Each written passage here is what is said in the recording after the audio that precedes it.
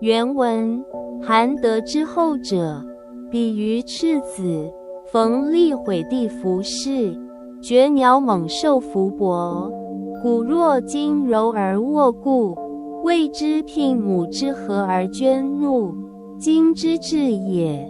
终日好而不忧，何之至也？何曰长之？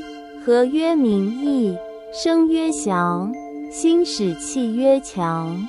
物壮及老，谓之不道，不道早已。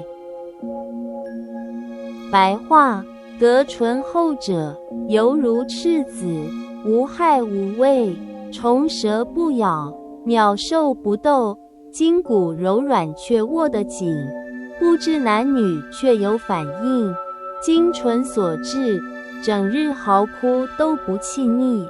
何纯所致？何是规律？何是协调？因而顺产，提则气强，未老先衰，叫做不道，须早防治。德性醇厚的人，就像出生的婴儿般无害也无惧，毒虫咬不了他，野兽也伤他不得。他的筋骨虽然柔软，却能紧紧握住。他不懂男女之别，却自然具足生命的生机，那是精气纯净的缘故。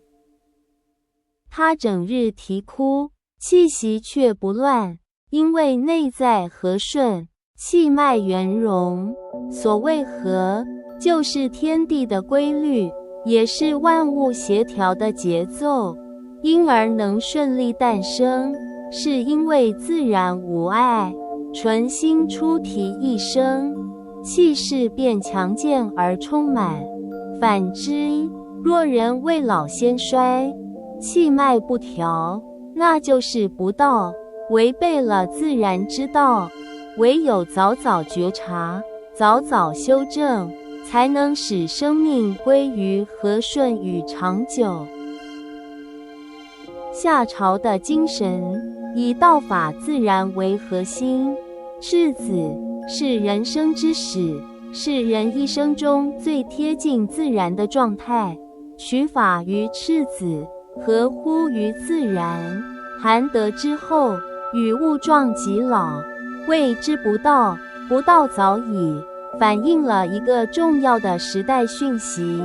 当时以偏离道治，而倾向于德治，这样的思想很可能出现在夏朝后期，文明意识已经开始慢慢老化。凡也者，道之动也。这篇古文或许正是对文明意识衰老的深刻反思。若以文明的生命周期来看，夏朝如壮年，朝气蓬勃；夏后之世如中年，逐渐衰老；商朝则如老年，渐显疲态；而殷商进入暮年，老病缠身。文明意识的老化是缓慢的、无声的，身在其中的人们往往浑然不觉，唯有回望8000年的历史长河才能看清。然而，物壮及老，谓之不道，不道早已这句话，却说明夏朝时人的意识竟如此清晰，这份洞见实在令人赞叹。逢厉毁地服饰，绝鸟猛兽伏搏，与另一篇善直生者，临行不避石虎，入军不披甲兵，有着相同的义理。并非赤子真能避开毒蛇与猛兽，而是他们没有可乘之机，而无从下手。因此含得之后者，可以解释为当德性深厚，众心所向时，任何阴谋与叛逆都伤他不得。若为小而天下弗敢臣，侯王若能守之，万物将自宾。是不失其道，而骨若今柔而握固，则是不失其德。道德之治使得夏朝的政权变得极其坚韧，所以它才能够长治久安800余年。道治与德治同属道法自然，治理水准可达80-90分以上。道治的精神是开创与规律，如天之运行；而德治的精神是守成与抚育，如地之承载。道更趋于自然，德更偏向人心。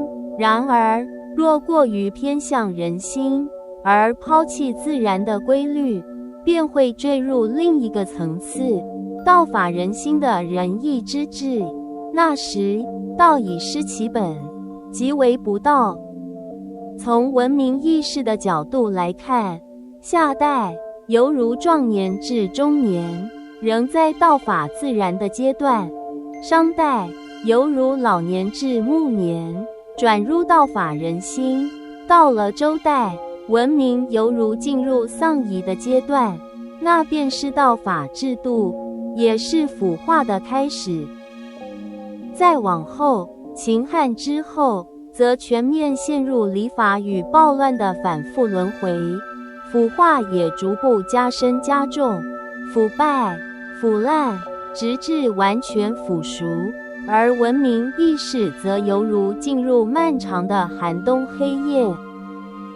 道法自然，以现代的文明意识来看，根本难以实践，但可以以此为精神制定法规，使人与自然和谐共存，让文明能够延续到全球意识光明之时。在1000年之后，东方的文明意识或许能再度恢复健康壮盛，道法自然的道德之治才有可能实践。就如推背图第59项所言：无成无辅，无尔无我，天下一家，至真大化。若法令与制度是取法于人心，本于仁义而制定，那就是道法人心的表现；若法令与制度是取法于自然，本于道德而设立，那就是道法自然的表现。制度只是达成目的的工具与手段，真正的关键在于道的主干在何处，取法于何者。道法自然的道德之治与道法人心的仁义之治，都不必依赖繁琐的制度规定，就能够自然而然地正常运行，因为他们的治理水准远高于制度所能规范的层次。因此，在意志之上的治道中，法规制度通常都是备而不用。若一个社会非得紧抓制度不放，才能维持秩序，让民众遵守规定，那么它就只是道法制度的礼法之治，即便它的法规是出于道德仁义。让我们以教学作为比喻，治理的水准就像整体的平均成绩，法治就好比规定，若分数低于40分，就要被处罚，如同靠藤条监督自习。而学生的平均成绩只能维持在40上下，即便教材讲义有正确答案可以背，获得高分也只是表面暂时的光彩，因为不是真懂，所以只能死记硬背，考完也就立刻忘了。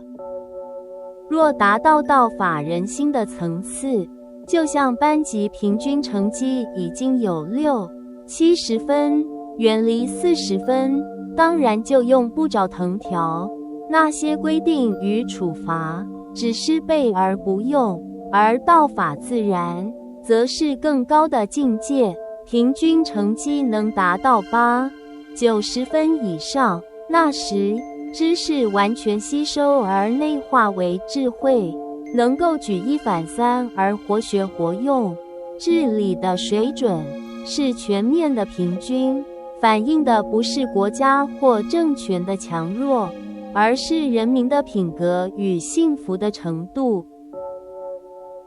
对于文明意识仍处于壮年期的夏朝而言，道法自然是再自然不过的事。然而，对于文明政治腐化的今日世界来说，道法自然确实显得遥不可及。它不仅难以实践，甚至对多数人而言，听来都像一种不切实际的梦想。也许千年之后，东方文明重生茁壮，文明意识健康犹如白昼春夏，才可能重新走回这条自然之道。所谓的仁义，是损有余而补不足，这是人心天性所感知的公平，而制度却常是损不足而奉有余，它只是制定者心中的理论公平。